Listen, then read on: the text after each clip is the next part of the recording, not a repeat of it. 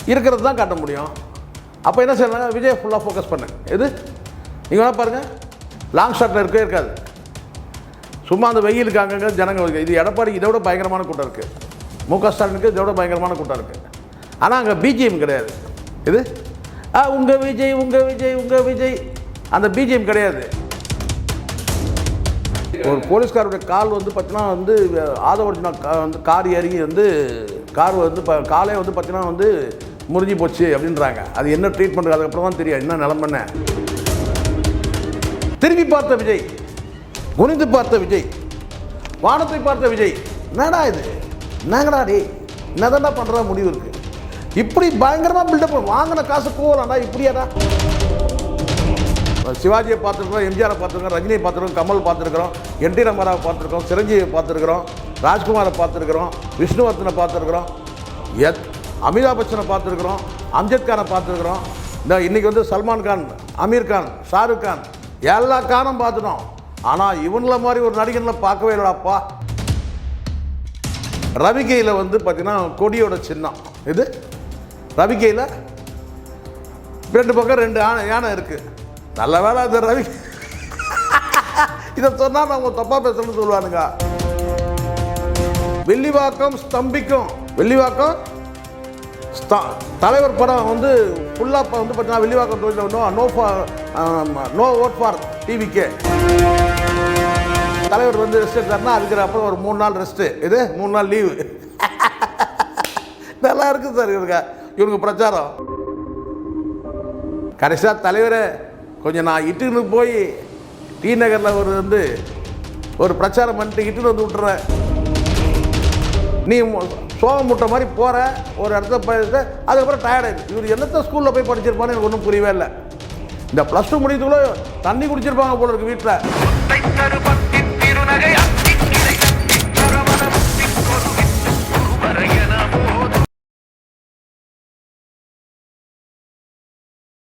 Sir வணக்கம்.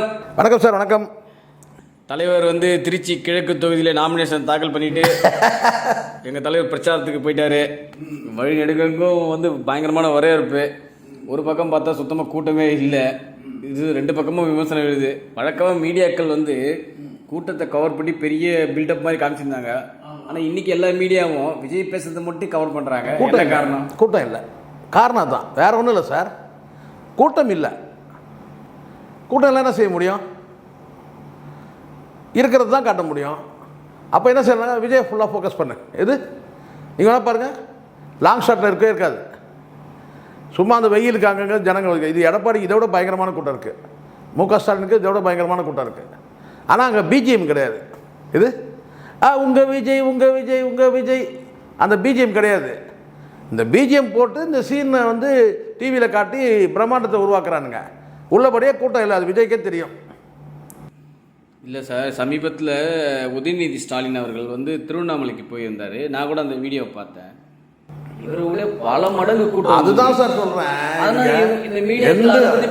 திமுக அதிமுக 2 தரப்புலையுமே கூட்டம் இருக்குது. இது சாதாரண பிரச்சாரத்துக்கு ஒரு அமைச்சர் போனால் எப்படி கூட்டம் இருக்குமோ அவ்வளோதான் இருக்குது.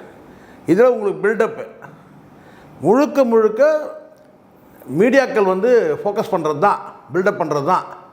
அந்த பேக்ரவுண்ட் மியூசிக்கை போட்டு தான் உண்மை. இந்த ஃபஸ்ட் டைம் வந்து ஒரு பிஜேபிக்கும் திமுக ஓட்டு போடாதீங்கன்னு பேசிக்கிறீங்க. பாஜகன்னு வார்த்தை இப்போ தான் வந்திருக்கு. பாஜகன்ற ஒரு வார்த்தை இப்போ தான் வந்திருக்கு. அப்பவும் பார்த்தீங்கன்னா அதிமுக வரல.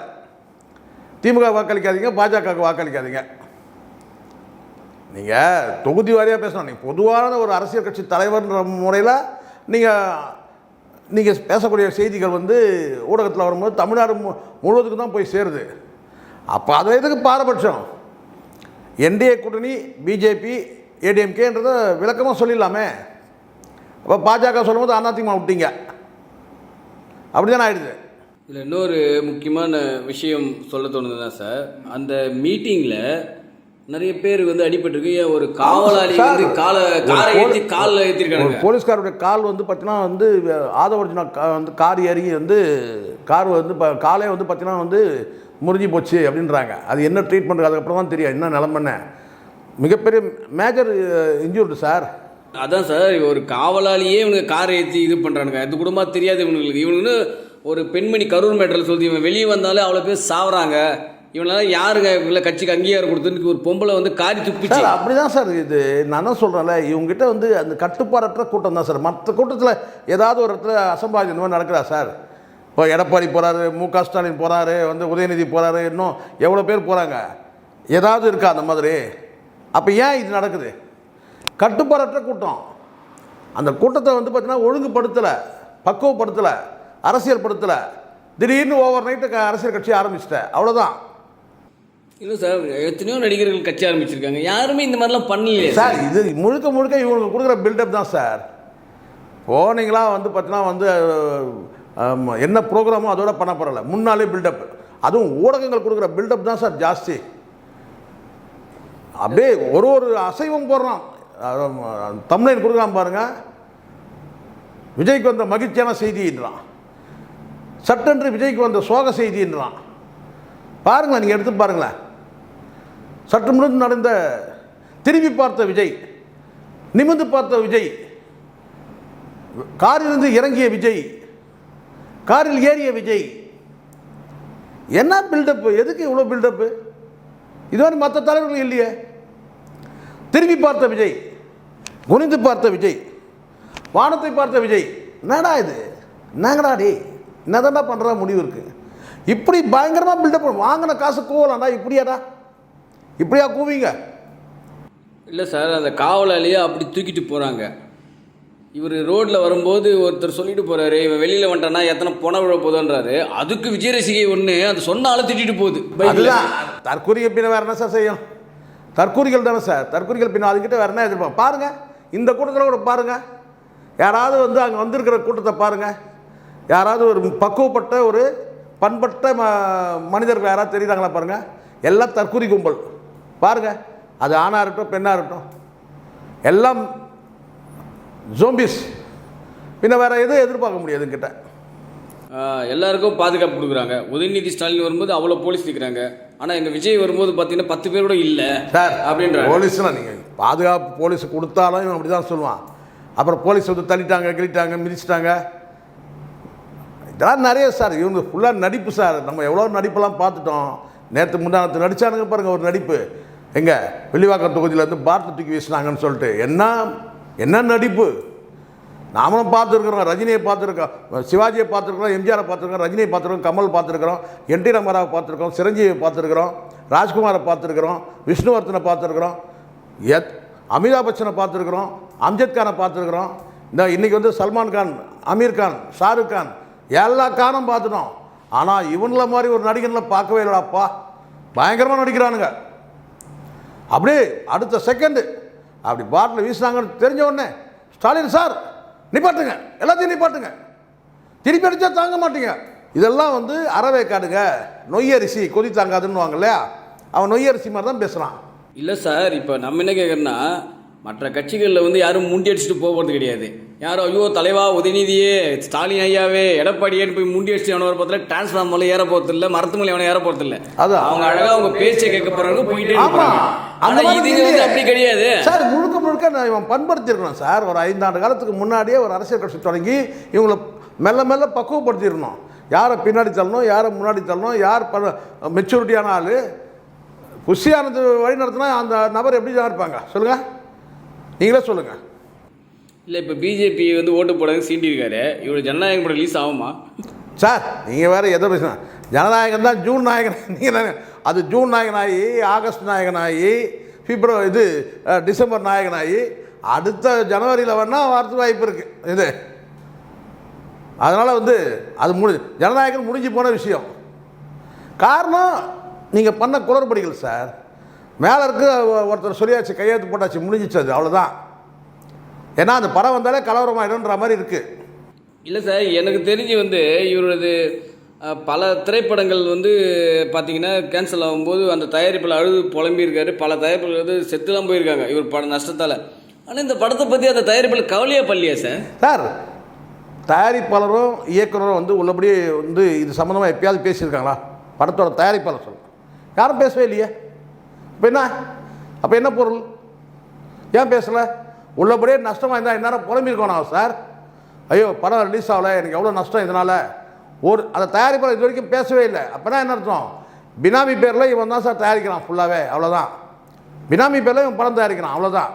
சார் சமீபத்தில் ஒரு வீடியோ வைரல் ஆகிட்டு இருக்கு. என்னென்னா புறாவுக்கு டிவிக்குடைய வண்ணத்தை பூசி பறக்க விட்டுருக்கானுங்க மேலே. இப்போ பாருங்கள், இந்த மாதிரி மென்டலில் நம்ம என்ன செய்ய முடியும் பாருங்கள். அதை விட முன்னாள் ஒன்று பார்த்தேன். இது ரவிக்கையில் வந்து பார்த்திங்கன்னா கொடியோட சின்னம். இது ரவிக்கையில் 2 பக்கம் 2 யானை இருக்குது. நல்ல வேலை அது ரவி. இதை சொன்னால் நம்ம தப்பாக பேசணும்னு சொல்லுவானுங்க. ஏன்னா ரவிக்கையிலையாடா போயிட்டு வந்து சார் ஒரு கட்சி கொடியில் வந்து புடவை இருந்திருக்கு, நீங்கள் பார்த்துருக்கீங்க சார். கட்சி கொடியில் புடவை, இப்போ வேட்டி இருக்குது, கட்சி வந்து வேட்டி இருக்குது, கட்சி கரையில் கரை போட்ட வேட்டி இருக்குது, அது மாதிரி கரை போட்ட புடவை இருக்குது. ரவிக்கையில் போய் எங்கேயாவது 2 பக்கம் 2 யானையை போட்டுருப்பாங்க சார். அந்த யானை அந்த சின்னத்தை முன்பக்கம் போட்டால் எவ்வளோ வந்து பார்க்கறதுக்கு எவ்வளோ நாராசமாக இருக்கும் தெரியுமா? அது எவ்வளோ தப்பாயிரும். ஒரு அறிவு வேணால் எதை எங்கே செய்யறது, கட்சி கொடியை எங்கே வைக்கணும், துண்டை எங்கே தோலில் போடணும், எப்படி போடணும். அதான் பார்த்தீங்களா, துண்டை தூக்கி தலையில் கட்டினா பாருங்கள், அப்போயோ அந்த தற்கொலைன்னு தெரிஞ்சிச்சுல. அந்த துண்டுக்கு என்ன மரியாதை இருக்குது தெரியுமா? துண்டை எங்கே போடணும், தோலில் போடணும். அதை எடுத்து போய் டோப்பாக இழுத்து கட்டினா பாருங்கள், அப்போயே தெரிஞ்சிச்சு இவன் தற்கொலைன்னு. அப்புறம் ஜாக்கெட்டில் வந்து சின்னத்தை போட மாட்டாங்களா என்ன? சின்னன்ற கொடியை போட மாட்டாங்களா என்ன? இதெல்லாம் எவ்வளோ கரெக்டு நீங்களே பாருங்கள். தமிழ்நாடு முழுக்க ரஜினி ஃபேன்ஸ் வந்து நோ ஓட் ஃபார் டிவிகேன்னு போட்டு போஸ்ட் அடிச்சு ஒட்ட ஆரம்பிச்சிட்டாங்க. ஆமாம் சார். இப்போ சார் வில்லிவாக்கம் ஸ்தம்பிக்கும், வில்லிவாக்கம் தலைவர் படம் வந்து ஃபுல்லாக வந்து பார்த்தீங்கன்னா வில்லிவாக்கம் தொகுதியில் நோ ஓட் ஃபார் டிவிகே. நீங்கள் வேணா பாருங்கள், வில்லிவாக்கம் தொகுதியை ரொம்பிடும். இப்போ தமிழ்நாடு முழுக்க போஸ்ட் அடிக்க ஆரம்பிச்சிட்டாங்க. அஜித் ரசிகர்களும், ஆமாம் சார், ரஜினிகாந்த் ரசிகர்களும் சரி. ஆமாம், இந்த பேலன்ஸ் இருக்குது. சூர்யா ரசிகர்கள், தனுஷ் ரசிகர்கள் எல்லாருமே இறங்கிடுவாங்க சார், எல்லாருமே இறங்கிடுவாங்க. நீ வேணா பாருங்க, நடக்குதா இல்லையான்னு பாருங்க.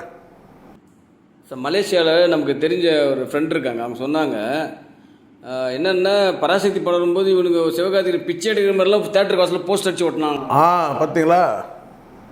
அது இல்லை, இதெல்லாம் வந்து பார்த்தீங்கன்னா இவனுக்கு பண்ணக்கூடிய ஆளுங்க தான் சார். சார் நமக்கு எவ்வளோ மிரட்டல் உருட்டெல்லாம் கொடுக்குறானுங்க இவனுங்க, நம்ம அதெல்லாம் கடந்து தான் போயிட்டுருக்குறோம் சார். இப்போ இன்னும் வந்து தேர்தலுக்கு கிட்டத்தட்ட ஒரு 19 நாள் தான் இருக்குது. 20 நாள் தான் இருக்குது. இவர் எப்படி இன்னும் மீதி தீர்க்க தொகுதியில் கிடையாது? இதோ திருச்சியோட போச்சு. நாளைக்கு தலைவர் வந்து ரெஸ்ட் எடுத்தாருன்னா அதுக்கு அப்புறம் ஒரு 3 நாள் ரெஸ்ட்டு, இது 3 நாள் லீவு. நல்லா இருக்குது சார் இவனுக்கு பிரச்சாரம். அடுத்து 3 நாள் லீவு. இது கடைசியாக தலைவரை கொஞ்சம் நான் இட்டுன்னு போய் டி நகரில் ஒரு பிரச்சாரம் பண்ணிட்டு இட்டுன்னு வந்து விட்டுறேன். இது பாருங்க சார், நாட்கள் குறைவாக இருக்குது. அவன் தொகுதியில் பிரச்சாரம் பண்ணுவீங்களா? எல்லாம் அவன் வாழை பிடிச்சின்னு பின்னாடி போயிருக்கிறீங்க. யார்? விஜய் வாழை பிடிச்சிக்கிட்டு குஷியாக இருந்து திருச்சியில் இருக்கிறார். இவன் ஆதவர்ஜனா திருச்சியில் இருக்கிறான். உங்களுக்கு என்னடா வேலைங்க? போய் அவன் தொகுதியில் பிரச்சாரம் பண்ணுவீங்களா? எல்லாம் விட்டுட்டு வந்து பார்த்தா இப்போ பாருங்கள், இன்றைக்கி கூட பார்க்குறேன் சார், நாம் தமிழரில் வந்து பார்த்தீங்கன்னா பிரச்சாரம் பண்ணியிருக்காங்க. வெறும் வேட்பாளர் மட்டும்தான். வேட்பாளர் ஒரு 20 பேர் இருந்து வீடு வீடாக போய் பிரச்சாரம் பண்ணுறாங்க.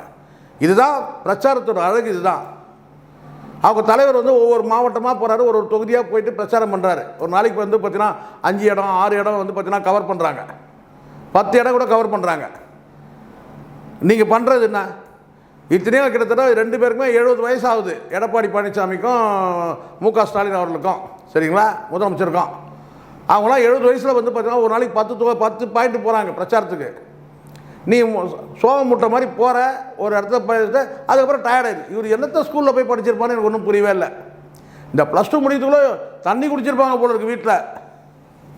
ஸ்கூலுக்கு கூட போக மாட்டான் போல இருக்குன்னு நினைக்கிறேன் சார். ஒழுங்கா ஒரு நாள் போயிட்டு 3 நாள் லீவ் எடுப்பான் போகுது. ஆனால் தான் அந்த பொட்டை கட்டி அமைச்சிருக்காங்க லைலா காலேஜ்லேருந்து. சார் சென்னையிலிருந்து ஒரு கிளம்பும் போது பார்த்தீங்கன்னா ஒரு கார் தனியாக தான் வந்திருக்கு. ஆமாம் ஆமாம் ஆமாம் ஆமாம். திருச்சியில் மட்டும் இவனுக்கு பிளான் பண்ணி கூட்டத்தை கூட்டுறாங்க. எல்லா இடத்துலையுமே இது எல்லாம் செட்டப் பண்ண கூட்டம் தான்றாங்க. இயற்கையாக சார் அந்த அந்த அந்த வந்திருக்கிற நபரில் பார்த்தாலும் சொல்லிடலாம் சார், திரட்டப்பட்ட கூட்டம், ஃபேப்ரிகேட் தன்னார்வத்தோடு வந்து அப்படியே கூட நீங்கள் வச்சுங்க. வந்து இந்த பொதுமக்கள் யாராவது இருக்காங்களா? இல்லை காட்டுங்க, யாராவது பொதுமக்கள் காட்டுங்க சார். பொதுமக்கள் அடுத்த ஏஜ் குரூப்பு எல்லாம் வந்து ஆஃபீஸ் போயிட்டாங்க, யாரும் அங்கே கிடையாது.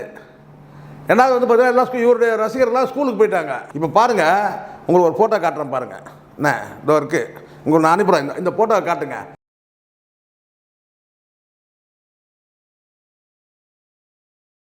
இதில் வந்து பார்த்தீங்கன்னா சன்னி லியோன் வந்து பார்த்தீங்கன்னா வந்திருக்காங்க.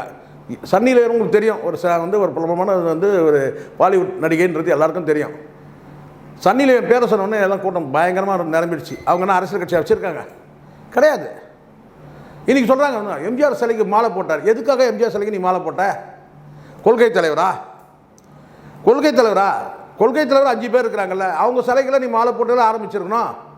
அப்போ போகிற இடத்துல எங்கே என்ன தலைவர்? இப்போ பாப்பா அந்த இன்னொரு இடத்துக்கு போகும்போது கலைஞர் சிலை இருந்ததுன்னா அங்கே கலைஞருக்கு மாலை போட்டு ஆரம்பிப்பியா? நான் கேட்குறேன். ஜெயலலிதாவுக்கு மாலை போட்டு ஆரம்பிப்பியா? என்னடா கணக்கு உங்கள் கணக்கு? நான் கடைசி ஒரே கேள்வி கேட்குறேன் சார். இவர் வந்து பெரம்பூர் சி ஜோசப் விஜய் அப்படின்னாரு, திருச்சி கிழக்கு சி ஜோசப் விஜய் அப்படின்னாரு. இவர் மதுரையில் மீட்டிங் போட்டார்ல, மதுரையில் திருப்பரங்குன்றம் விஜய், மதுரை மேற்கு விஜய், இப்போ போய் மதுரை மத்திய தொகுதியில் நின்று சி ஜோசப் விஜய் சொல்ல முடியுமா? திருச்சியில் போய் சொல்லுவியா? இப்போ திருச்சி கிழக்கில் போய் நிற்கிறல்ல, இப்போ சொல்லுவியா விஜய்ன்னு சொல்லுவியா? நான் கேட்குறேன். இப்போ புரியுதுங்களா சார்? இப்போ விஜய் இது வேட்புமனு தாக்கல் பண்ணும்போது சி ஜோசப் விஜய். இப்போ நீ சொல்ல, இப்போ இதிலே தெரியுது பாருங்க இவனுடைய எதுக்காக அந்த தொகுதியில் நிற்கிறான்றது தெரிஞ்சிச்சா? 2 தொகுதியுமே நான் சொல்கிறேன். நியாயமாக எங்கே நிற்கணும்? கரூரில் நிற்கணும். நீ நியாயமாக வந்து ஒரு இந்த தமிழ்நாட்டில் ஒரு தொகுதியில் நீ நிற்கணும்னா தார்மீக பொறுப்பேற்றுன்னு கேட்டிங்கன்னா பாதிக்கப்பட்ட மக்களுக்கு நான் துணையாக இருப்பேன். அந்த தொகுதி மக்களுக்கு வந்து எனக்காக 41 பேர் உயிர் தியாகம் பண்ணியிருக்கிறாங்க, அவங்களுக்காக நான் துணை நிற்பேன்னு சொல்லிட்டு கரூரில் நின்று இருக்கணும். நியாயமாக சரியான நீ ஆம்பளையாக இருந்தீங்கன்னா கரூரில் நின்று இருக்கணும். திருச்சி கிழக்கில் போய் நிற்கிற எதுக்கு? ஏன்னா உங்கள் ஆளுங்க அங்கே இருக்கிறாங்கன்னு ஓட்டு போட்டுருவாங்க நீ நினைக்கிற.